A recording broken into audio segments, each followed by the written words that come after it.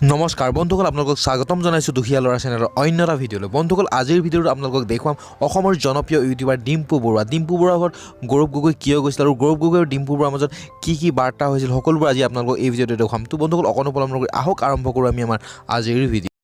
আৰম্ভ হ'ল বন্ধুসকল আজি মই আমাৰ সকলোৰ অসমৰ youngster heartthrob rock star pop star YouTube star মানে আটাইতকৈ most popular social media influencer Dimpu Barua ঘৰলৈ আহিছোঁ আৰু মই খবৰ ল'বলৈ আহিছোঁ মই এজন ইয়াৰ ফেন আৰু সি খুব ভালদৰে অসমৰ সংস্কৃতি অসমৰ প্ৰকৃতি অসমৰ যিমান ভাল অনুষ্ঠান আছে তেওঁৰ নিজৰ ইউটিউব চেনেল জৰিয়তে গোটেই অসমবাসী ৰাইজক দেখাব পাৰিছে আৰু মাত্ৰ অসমবাসী ৰাইজক নহয় তেওঁ বাহিৰৰ যিখিনি অসমৰ ৰাইজ আছে মানুহখিনি আছে তেওঁকো দেখাব পাৰিছে আৰু যাৰ ফলত বহুত আমাৰ ডুবাই UK আমেৰিকা বহুত আমাৰ অসমৰ মানুহখিনি তেখেতৰ ইউটিউব চেনেলৰ জৰিয়তে অসমৰ আজি প্ৰকৃতি অসমৰ ভিতৰা আমাৰ অঞ্চলৰ যি পৰিৱেশ তেখেতৰ ইউটিউব চেনেলৰ জৰিয়তে দেখিব পাৰিছে মই ডিম্পুক মই থ্যাংকস দিছোঁ ডিম্পু অলপ তোমালোকে নিজৰ বিষয়ে অলপ নমস্কাৰ মোৰ নাম ডিম্পু বৰুৱা ঘৰ নলবাৰী আৰু মই ইউটিউব চেনেলৰ জৰিয়তে বিভিন্ন ধৰণৰ ঠাই দেখাওঁ বা য'ত ৰাস পূজা বা এনেকুৱা বিভিন্ন টপিক ধৰক কিছুমানে ভাল কাম কৰি আছে কিছুমানে কিবা ক্ৰিয়েটিভিটি কিবা গাড়ী চাড়ী বনাইছে এইবিলাক এনেকুৱাকৈ দেখাব চেষ্টা কৰি আহিছোঁ আৰু আজি মোৰে সৌভাগ্য যে গৌৰৱ গগৈ ডাঙৰীয়া সেইটোও মোৰ ভিডিঅ' চাই আৰু মোক আজি ইয়াত মানে আহিলে আমাৰ ঘৰত বহুত ভাল লাগিলে হোৱাৰ কাৰণে আৰু ভাল লাগিল বহুত তো বন্ধুসকল আমাৰ ঘৰত ৰকিবুল হুছেইন ডাঙৰীয়া আছে তেখেতৰ দুষাৰ ক'ব আৰু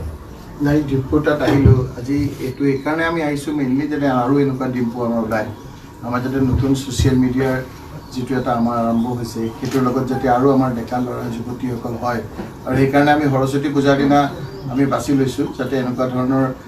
ইউটিউব চেনেল গৌৰৱ গগৈ ডাঙৰীয়াৰ আমাৰ আজি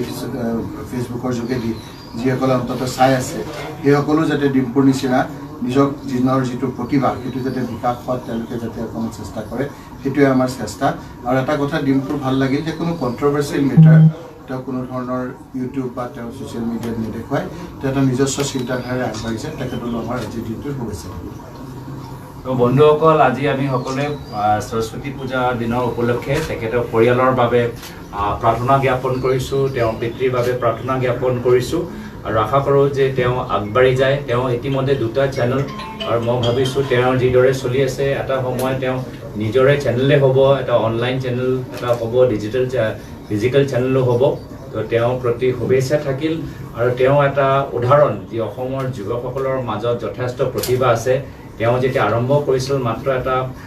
খুব বেছিক ফোন আছিলে কিন্তু সেই বেছিক ফোন থাকিলেও তেওঁৰ যে নিজৰ আত্মবিশ্বাস নিজৰ মনৰ চিন্তা ক্ৰিয়েটিভিটি আৰু তেওঁৰ যে ইউনিক এটা ষ্টাইল আছে সেই ইউনিক ষ্টাইল লৈ তেওঁলোকে আগবাঢ়ি গ'ল সেইকাৰণে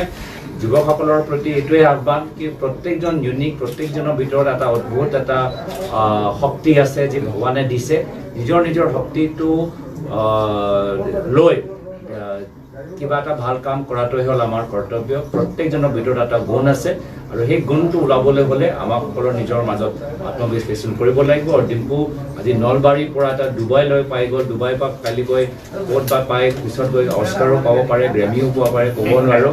Dimpu thank you so' much and all the best thank U